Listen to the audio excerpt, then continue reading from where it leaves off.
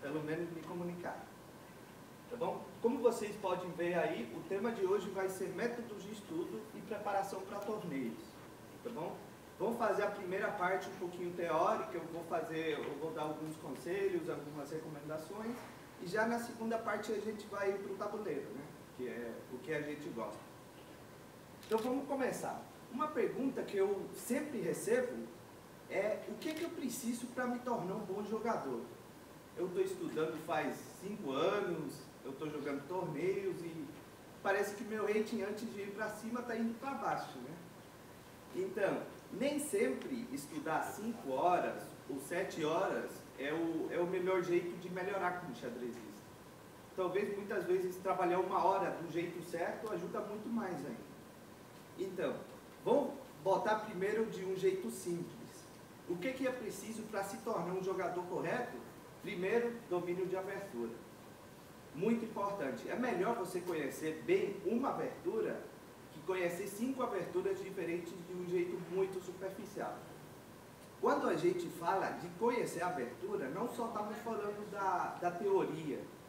Para você jogar corretamente uma abertura, você tem que conhecer o tipo de estrutura, os planos que vêm logo após a abertura, que tipo de posição que eu quero depois da abertura, já pensando no meio jogo.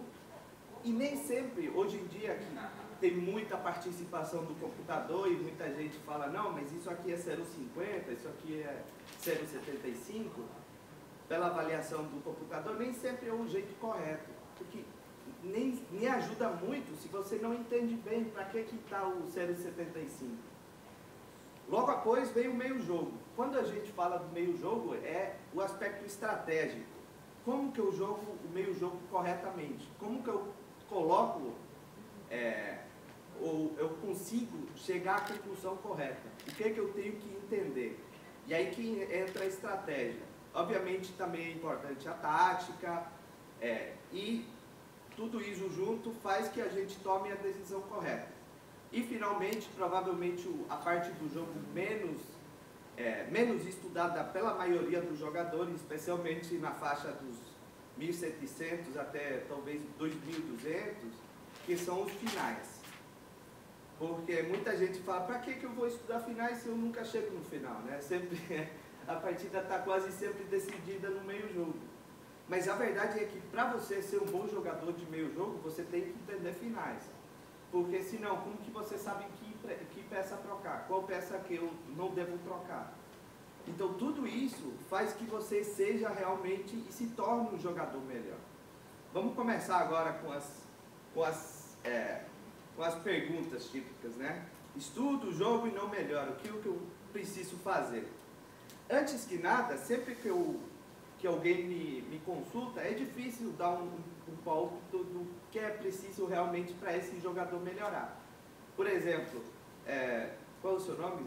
Renato. Renato me fala: não, eu estou tendo problemas na parte tática, eu sempre consigo uma boa posição depois da abertura, mas chega no meio do jogo eu penduro, né? Aí, obviamente, acontece, né? Não, aí obviamente o que eu vou falar? Eu vou falar: não, talvez a parte tática você precisa botar um pouquinho mais de atenção. Mas, por exemplo, Pablo fala: não, taticamente eu me sinto muito bem, mas o problema é depois eu consigo um final melhor, uma estrutura melhor, mas eu não consigo aproveitar. O que eu preciso? Aí é muito mais estratégia, né? Então não dá para eu fazer, tipo, todo mundo trabalha na estratégia que é preciso, né? Porque isso aí muda de jogador para jogador. Mas uma coisa que é muito importante para todo mundo, primeiro e antes que nada, porque todo mundo aqui eu imagino que já tem sua experiência em jogar torneio, né? Ou alguém está jogando pela primeira vez aqui. Não? Ele ali. Sim? Talvez. O menino? Talvez. Mas não está nem prestando atenção. Joga assim. Joga assim. Tá. Perfeito. Então isso aqui vai para todo mundo. Uma coisa muito necessária é a gente se conhecer realmente quais são os pontos fortes e quais são as debilidades. Ninguém conhece melhor que a gente mesmo. É muito importante a gente entender, por exemplo, por que isso é importante? Porque, por exemplo, se eu sou um jogador tático, eu sempre vou querer umas posições mais dinâmicas. Eu não vou ir para um final se eu sei que eu não sou um bom jogador de final. Isso aí não significa que eu devo me focar unicamente na tática. Obviamente, a gente tem que trabalhar no que não está bem no nosso jogo. Mas é muito importante a gente se entender e entender qual estilo de posição que a gente está procurando. E isso aí já tem um impacto até na abertura que a gente vai escolher. Porque, por exemplo, eu gosto de jogar uma posição tranquila, eu não vou jogar uma Nidorf e entrar numa batalha de ataque. Então, nem sempre uma abertura, por exemplo, eu conheço muita gente que jogava bem o xadrez, e eu estou falando assim de um nível 2.200, mas estava estancado, e ele estava fazendo o trabalho certo. E depois, só de mudar talvez um pouquinho a abertura e o tipo de posição que ele estava jogando, já teve um impacto gigante nele. Porque é como que você começasse, eu sempre gosto de fazer uma comparação futebol-xadrez, porque os nossos países são muito de futebol, né? E dá para entender. É como que se você jogar uma abertura errada, já desde o planejamento é como que você está perdendo 1-0. Então tem que ir por trás, sim, sempre. E isso aí é uma vantagem muito grande que no xadrez você não pode dar. E hoje em dia está muito, muito competitivo. Muito mais competitivo que antes. Logo após dessa análise, que vai mais ou menos... O ideal é sempre ter alguma pessoa para fazer essa análise. Se vocês não têm, vocês podem fazer. Como que se faz essa análise? Analisando as próprias partidas. É muito importante aprender dos erros, para não cometer uma e outra vez o mesmo erro. Que acontece muito quando a gente joga ping, por exemplo, joga sem parar e vai cometendo os mesmos erros. E aí fica impossível, uma bola de neve que nunca acaba. Nessa análise, a gente já vai mais ou menos saber o estilo de jogo que a gente tem. Para que isso vai ser importante? Para escolher as aberturas que a gente deveria jogar. Obviamente depois pode mudar um pouquinho, mas isso aí já vai ajudar muito. Depois da abertura, como eu falei, é melhor você aprender uma abertura boa, conhecendo bem os planos, e uma coisa que eu recomendo sempre é, por exemplo, escolher um jogador. Por exemplo, dando um exemplo, o Mequinho, o grande Mequinho aqui que está jogando. Eu gosto da siciliana da Nidorf, eu sei que o Mequinho jogou muito tempo. Eu pego o Mequinho e eu começo a olhar as partidas dele, principalmente a abertura e como que ele joga e os planos que ele acompanha depois da abertura também. Como que ele joga o meio jogo, que peças que ele troca e tal. Então isso aí ajuda muito. Se você tem um jogador modelo, isso aí vai ajudar muito para aprender bem a abertura, não só a teoria, e sim as partidas e como que ele joga no meio jogo. Logo após vem isso aqui é uma questão também pessoal que teve um impacto muito grande no meu jogo até hoje em dia. Mesmo com a aparição dos computadores, eu acho que isso aqui é muito importante, que são os estudos das partidas clássicas. O xadrez de antes, talvez, quando a gente analisa, a grande diferença que tem com o xadrez de hoje em dia é na parte das aberturas. Já no meio jogo, e até nos finais, não tem muita diferença. Até o Magnus fala que ele aprendeu muito de grandes jogadores como Capablanca e jogadores assim. Obviamente, pelo material e pela informação que eles tinham na época, na abertura tem muitos erros. Mas isso aí também tem muita importância no computador, né? Que refuta talvez algumas linhas que eram jogadas antes. Logo disso, que é a parte estratégica, o xadrez clássico ajuda muito a entender realmente os conceitos. Quais peças trocar, qual que é a diferença entre uma debilidade e uma fortaleza, como que eu exploro essas debilidades, como que eu trabalho a vantagem. Depois tem a resolução de problemas, que também é muito relacionado à tática. Que não, mesmo você sendo um grande jogador estratégico, conhecendo bem as aberturas, eu dava o exemplo para ele, que a gente chega numa posição, ganha, mas aí numa mínima complicação acaba furando e pendurando, né? E todo o trabalho bom de 2, 3 horas acaba indo para nada. Então a tática é muito, muito necessária. Depois a gente vai falar um pouquinho mais em detalhe. E finalmente os estudos de finais básicos. Quando o pessoal me fala, então eu tenho que aprender o livro do Dvoretsky de princípio a final, não, a gente não está falando desse tipo de estudos, né? É muito importante você conhecer os finais típicos, por exemplo, Eu vou dar um exemplo que aconteceu comigo, já sendo grande mestre, que é uma coisa que me dá um pouquinho de vergonha até. Que eu tinha um treinador quando eu era uma criança que sempre me falava: então, Axel, você sabe dar o mate de 2 bispos? Mas é claro, professor, nem esquenta que eu vou dar, né? E de bispo de cavalo? Ah, esse aí eu nunca di, mas com certeza isso aí, se vir pro tabuleiro, eu vou conseguir dar. E ele falou: tudo bem, né? Eu acho que na sabedoria, tipo, esse moleque precisa um pouquinho mais de respeito, né? E aí, incrivelmente, nunca aconteceu na minha carreira, nunca. Até um dia que eu já era grande mestre, cheguei numa posição de bispo de cavalo, e eu até fiquei surpreso, eu lembro, e isso aí não é um bom exemplo, mas eu vou compartilhar para vocês também terem com uma história. Eu fiquei surpreso que o cara entrou no final de bispos e cavalo e não abandonou, tipo, como não demonstrando o respeito que eu conseguiria dar um mate, né? Eu até estava meio que ficando chateado. Humilhação, isso aí, humilhação. E aí eu comecei, não, eu falei que eu ia, faz 15 anos que eu falei que eu ia conseguir dar. Aí chegou na posição, e eu sabia que eu tinha que dar um mate na casa do meu bispo. Tipo, se eu tiver o bispo de Casas Brancas, eu tenho que dar em H1 a A8. Essa era toda a informação que eu tinha. Tipo, eu nunca explorei nada, já sendo grande mestre. E é importante também saber que nessa partida era com incremento, tipo, não era no finish. Não tinha muito, era de rápidas, era 15 mais 5, mas eu estava com 3 minutos, muito tempo. Depois disso aí eu consegui dar, mas tudo bem. Vocês já imaginam o final dessa partida, né? Eu não consegui botar o rei dele nunca para nenhum canto. Depois de 30 lances, e o pessoal depois de 20 lances, o pessoal já se percatou que alguma coisa estava dando errado. Porque eu estava fazendo lance e nunca melhorava a minha posição. Depois de 30, já estava cheio de gente, e eu já estava colapsado, assim, né?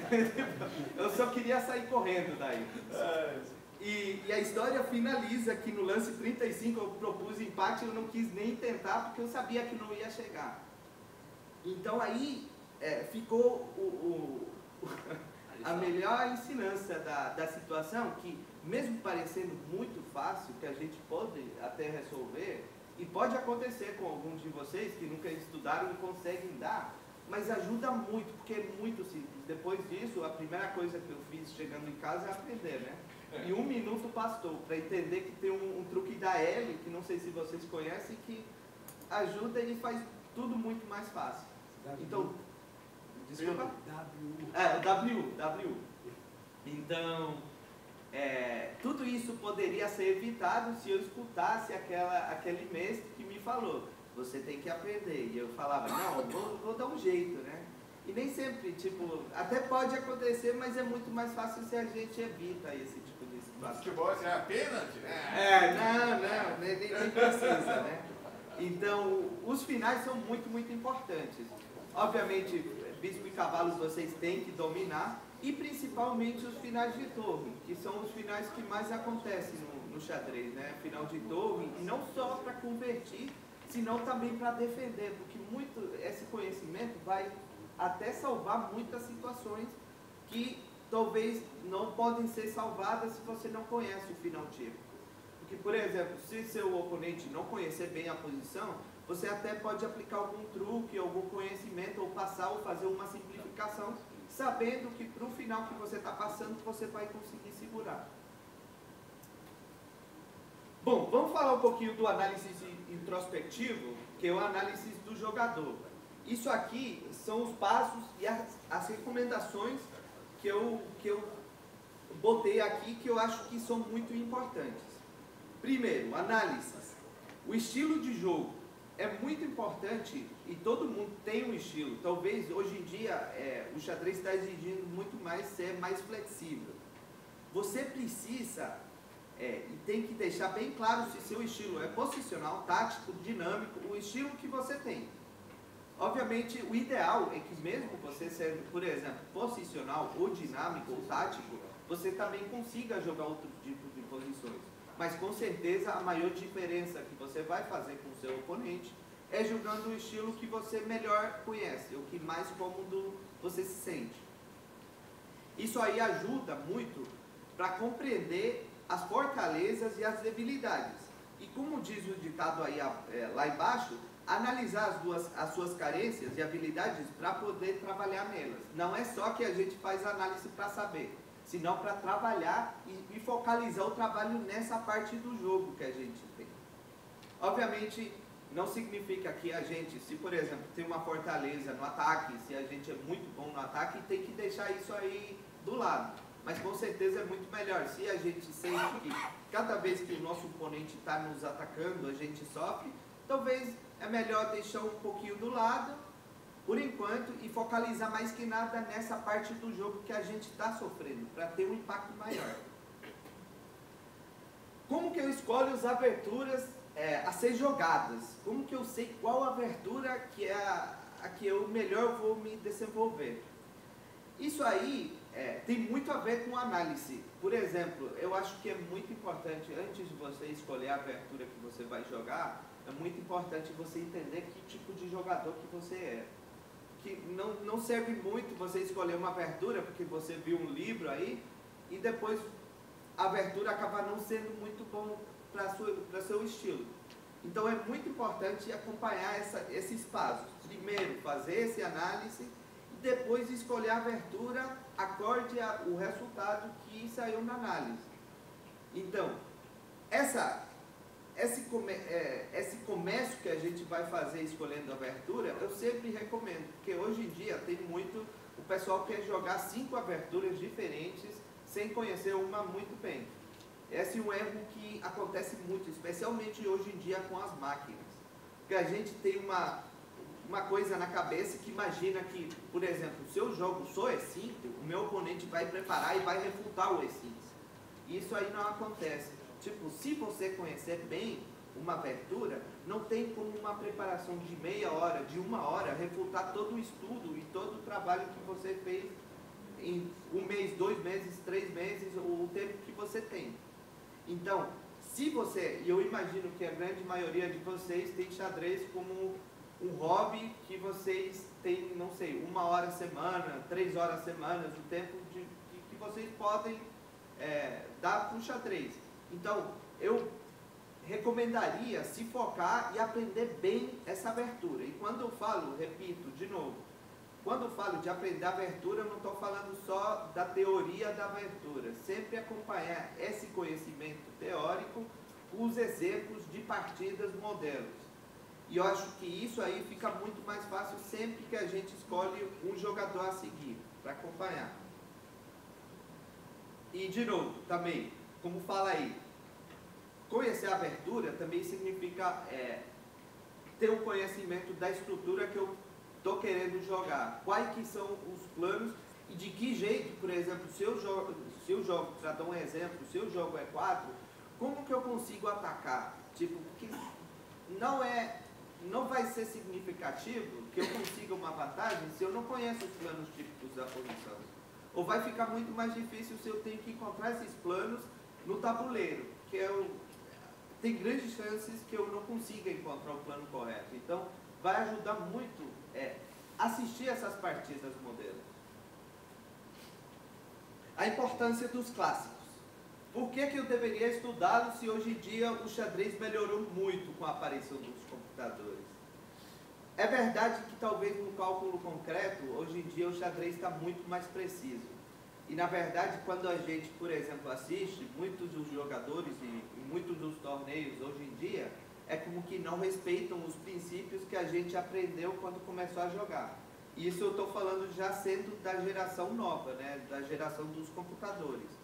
Mas na verdade, eu acho que a aparição dos computadores, o que acontece? Isso aí mudou muito, porque o computador, como que ele avalia a posição? Ele avalia estritamente na parte material. A vantagem é quase que sempre focalizada na vantagem. Por exemplo, não se importa, e muitas vezes acontece, o computador vai falar, não, a posição que tem um peão a mais tem a vantagem. mas a compensação estratégica, a estrutura, que muitas vezes a gente sabe que tem uma compensação boa, nem sempre vai aparecer no computador num instante. Então, depois, se você deixar trabalhar e o computador talvez pode analisar 1 hora, 1 hora e meia, vai mudando muitas vezes esse conceito. Então, o humano, a vantagem que tem o humano é essa sensação, muitas vezes, de perigo, de compreensão da compensação. Eu acho que aí ainda tem uma diferença com o computador. Obviamente, no cálculo concreto não tem como a gente enfrentar o computador. Isso aí não tem. E deixa eu voltar também, porque eu esqueci de mencionar uma coisa na parte da análise introspectiva, que quando a gente analisa as partidas, é muito importante não, por exemplo, acabando a partida, a gente chega em casa, bota no computador e deixa o computador fazer o trabalho. É muito importante que quando vocês fazem essa análise, façam só análise com o que você analisou durante a partida, ou com o que você analisou com o seu oponente. Isso aí eu recomendo muito.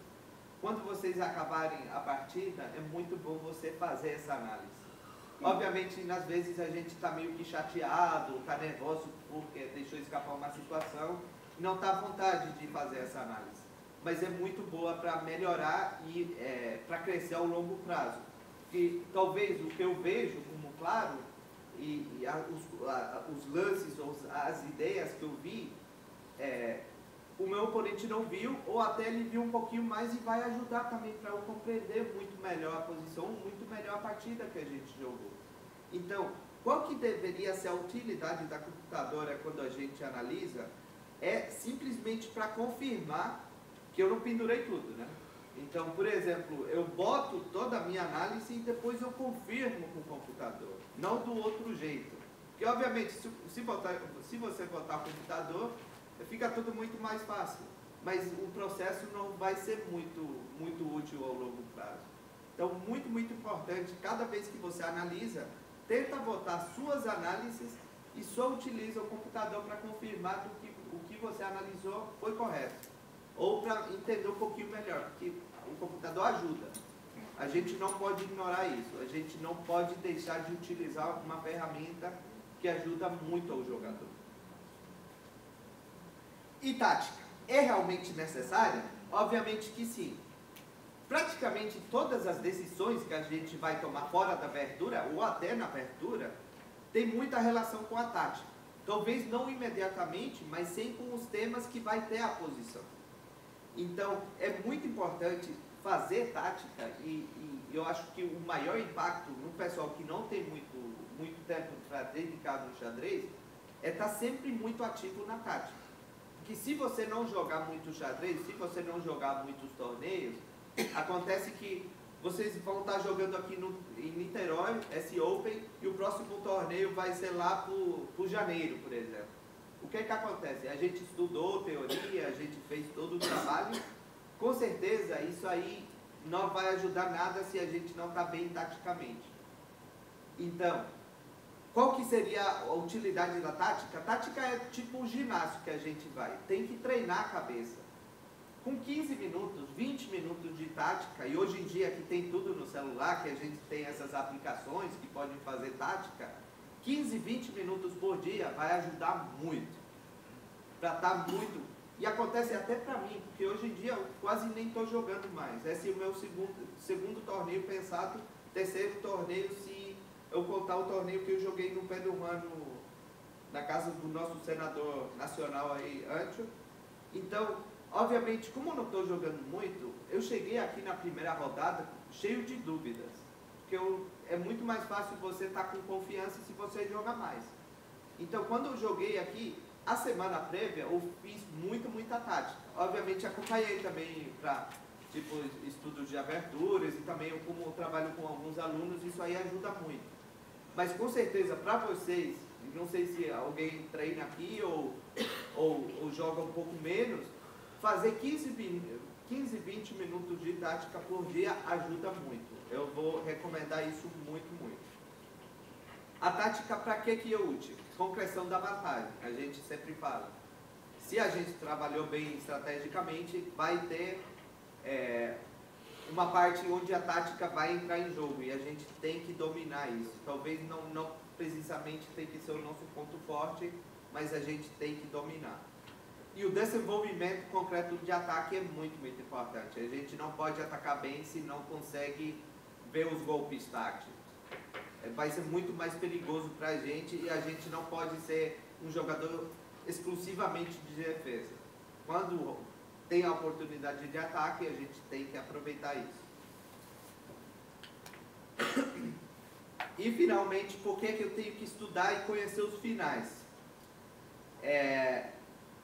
Como eu falei antes, o conhecer os finais não é exclusivamente da última fase do jogo. Muitas das decisões que a gente vai tomar no meio do jogo estão relacionadas aos finais. Por quê? Por exemplo, se o meu oponente está oferecendo uma troca de peças, como que eu sei se a troca vai ser boa ou não? Porque quando a gente vai trocando, vai ficando cada vez mais perto do final. E como que eu sei se essa troca vai ser boa se eu não entendo realmente como que é um final bom e como que eu vou entrar num final favorável ou não? Então, o conhecimento dos finais é muito importante, obviamente, principalmente para a última fase, mas também ajuda a tomar muitas das melhores decisões no meio do jogo, tá bom? Agora vamos para o outro tema, que é como que, depois de todo esse conhecimento teórico, como que eu me adapto para jogar um torneio? Porque jogar um torneio já é outra coisa, não é só jogar corretamente xadrez. Que isso aí já envolve também, especialmente torneios de pensadas, nem tanto de rápidas, onde talvez não tem tempo para preparar, mas esse tipo de torneio aqui em Niterói dá o tempo necessário para você investigar um pouquinho sobre o seu oponente.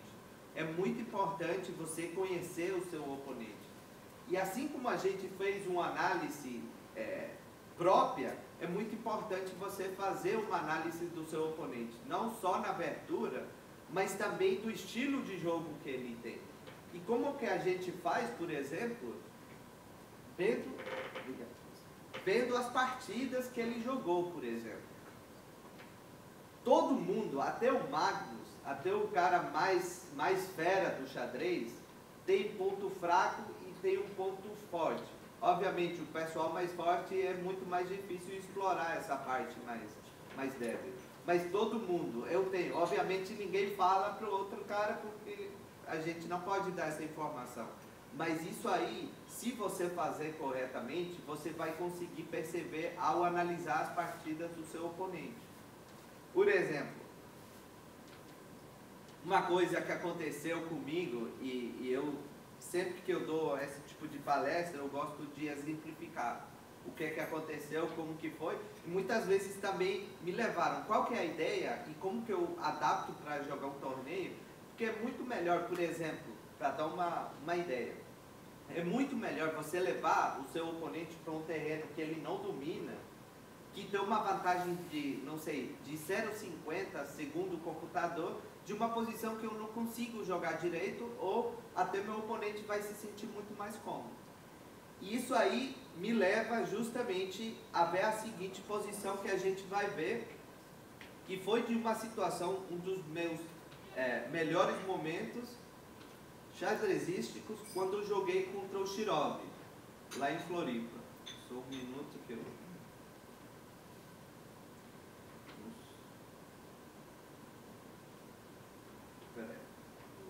Aqui. Perfeito. Deixa eu ver aqui. Obrigado. Aí. Como que eu faço para ficar o tabuleiro?